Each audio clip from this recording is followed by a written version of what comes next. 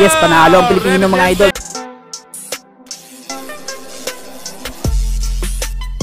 Ito na mga idol, ang semifinals ng Under 19 sa Asian Boxing Championship. Ito ay bakbakan ng India versus Pilipinas. Ang lumaban pala dito mga idol is ang ating kababayang si Sian Baguhin at hinarap niya dito si Yakshika ng bansang India.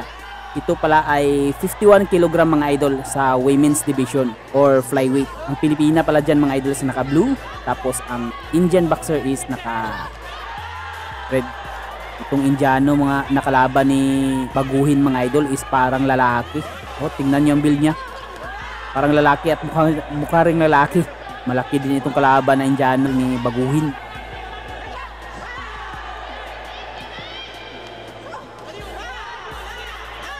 Sana masungkit ito ni Kabayan itong pagkakataong ito mga idol, kasi semifinals na ito. Pag siyang mananalo dito is pasok na siya sa finals. Uy, nice overhand left by Baguhin. Kailangan lang tagalaga din dito sa amateur bouts is yung aktibo ka, tapos more on combination para sa ang hurado.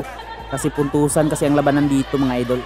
Maski hindi tumatama ng solido, kailangan talaga more on activity cap para ma-impress ang mga kurado sa laban. Uy, sige, palaging tumitira sa likod ng batok. Bawal yan. Magulang din itong Indiano, Indian boxer. Ito na mga idol, round number 2.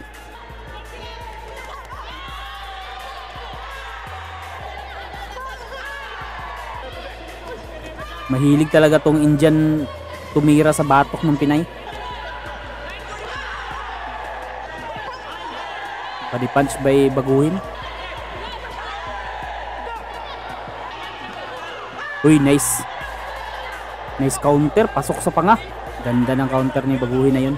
Habang papasok India, Indiana. Continuous hitting the back of the head. Ito palagi itong Indian boxer.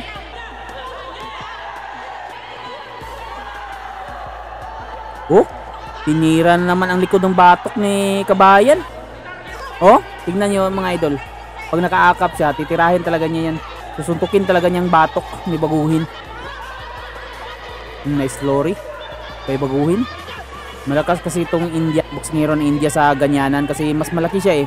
Lamang talaga siya sa wrestlingan. Masyado namang halata ang physical differences ng dalawang boxingero. Nice. Oh, sumusuntok sa batok eh. Dapat suntukin rin ni Baguhin yan sa batok. Ito na mga idol, round number 3. Ito ang huling round ng laban mga idol. Sa pinakitang mga scorecard ng mga hurado sa round 1 at round 2 mga idol is lamang ang Pinay. Masyadong lamang ang Pinay mga idol sa dalawang round. Kaya naman dapat siya mag-ingat dito para hindi siya mabilangan. Kasi lamang siya ng dalawang round. Nice counter by Baguhin. Yun, sutok sa batok na naman. Ang magagawa talaga dyan nitong taga-India is manuntok lang ng batok. Dyan siya magaling eh. Nahuhuli kasi siya ni Baguhin sa mga counter. Maganda kasing counter nito ni Baguhin.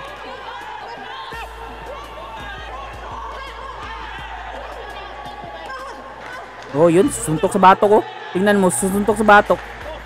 Walang warning ng referee, dapat wina-warningan na niya yan.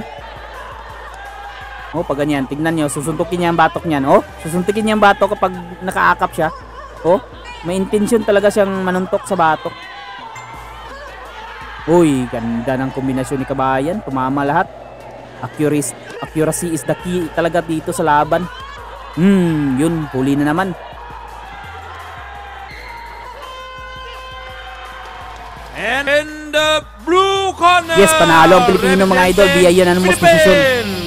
Pasok na itong si Baguhin sa finals.